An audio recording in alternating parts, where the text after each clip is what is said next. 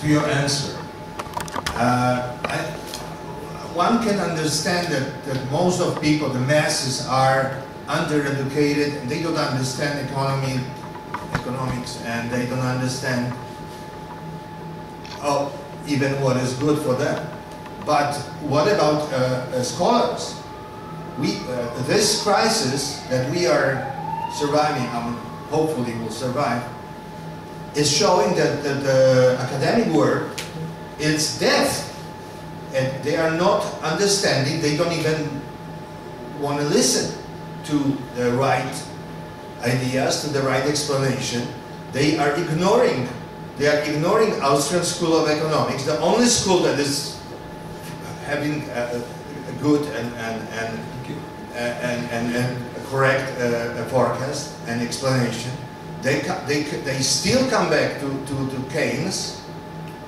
And I cannot understand this. That why so few scholars are even trying to find some better explanation than the one that is on CNN or some other media. Yeah. Well, first of all, we should understand now. It should be evident why all governments do want to control education. For them, it's of vital importance to control education since childhood till university, because in their brainwashing process, they need to control education. Of course, most of teachers, professors, and scholars are employees of the government. So it's easy to understand what is happening. Of course, I am an employee of the government. This is a kind of a paradox. I am a full professor, what it's called in Spanish catedrático. Cátedra is the chair. Yeah. And according to the Spanish Constitution, once you get your cátedra, which is very hard because you need to make many examinations. I did the examination 3 times and several days, 11 hours with a jury of 5 people. But finally I got the chair. Nobody can put me out of the university. I have complete freedom to say what I say. This was built by the left-wingers in Spain, and now it's being used by libertarian teachers as I am. I am a kind of a virus inside the system to destroy it. But apart from that, it's what Hayek calls the fatal conceit. It's very easy to acquire this inferiority complex toward the natural scientists and engineers. So in the field of natural sciences, technologies, we were all able to achieve great successes. For instance, to put a man in the moon, and to make internet and so on. So a lot of scholars think that if they copy the approach and methodology of the techniques, physical science, mechanics, and so on, the same successes will be achieved. Period. And this is precisely the error that was discovered by Hayek and Mises when they developed the theory of economic impossibility. And what I discuss in detail in my book, Socialism and Economic Calculation and Entrepreneurship, which is currently being printed by Edward Elgar in English. It will be printed also in Chinese. It has been printed several editions in Russia. And I do offer to you, if you want to make a second publishing here in Polish, that it is impossible. It is a fatal conceit to think that society is like a machinery that can be, at the will of the government, put in a way to solve every problem. The entire approach is entirely wrong, because the society is not a mechanistic concept. This is a dynamic process in which the protagonists are men and women, each one of them endowed with a purely creative entrepreneurial capacity. And the marvelous thing is that in an spontaneous way, this process is creative and at the same time coordinating in nature, and without the need of any government, but only following its own rules discovered through the system, the process. It produces a kind of a social Big Bang, what I call the social Big Bang, a continual expansion without limit of population, knowledge, and information, expanding civilization, expanding life. This is a surprising result of the free market spontaneous process, that it promotes life, in the sense that it allows a constant increase in population, increase in number of people and at the same time a constant increase in the quality of life.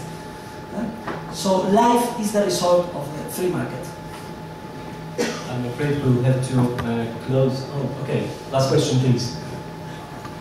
I'm very happy answering questions, so do not close it. You have told us. Who cares about the reception, the cocktail and everything? Forget about it. These people are not thirsty. Siesta is coming. Another meeting is coming. But the siesta is at what time? And around becoming, to be heated. Yes, you have told us that we ought to search the roots of liberal ideas not in the Protestant tradition but in the Catholic tradition, and in fact some Marcus Cook has now shown the contradiction between the liberal ideas and Catholic doctrine. Yeah?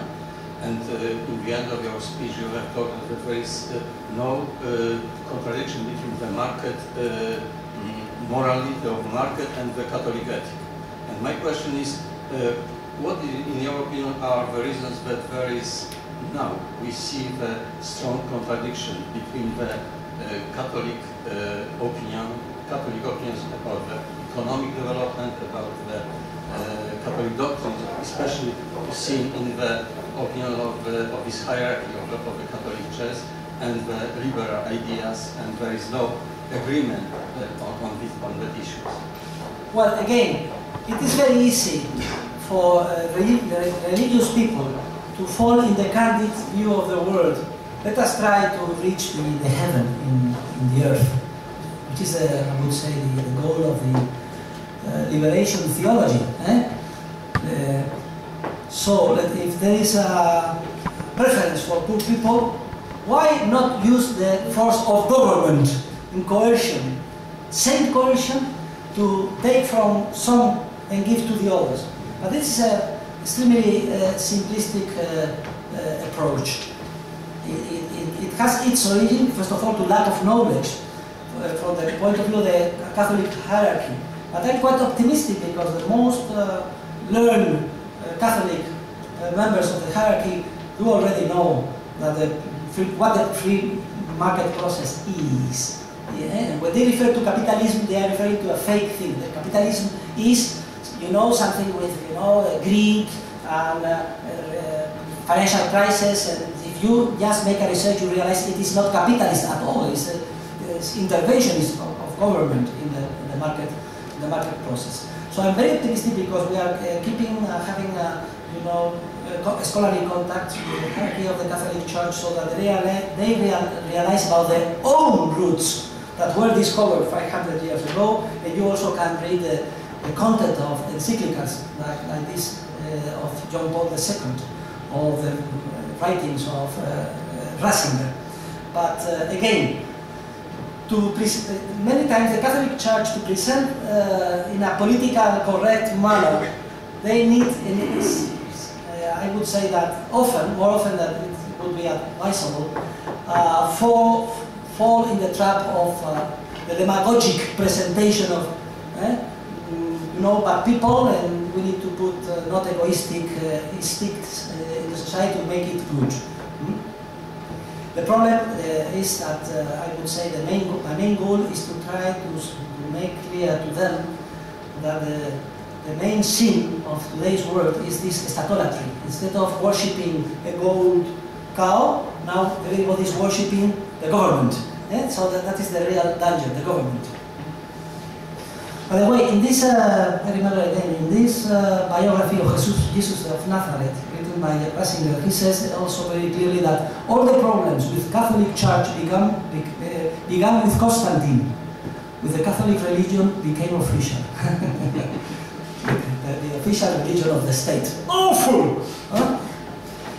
Thank you very much, Professor Soto. You're welcome. I think we should pass to another part of the meeting. That would be asking questions to you in person, who wants to ask them, and maybe there are some people who would like to, this reception. So, and also the signature of the Book of Money. Yes. Because very hopefully, not too many years from now, you could resell the book much greater price. You can buy the book, you can drink a cup of coffee or tea, or you can ask Professor De Soto for a signature.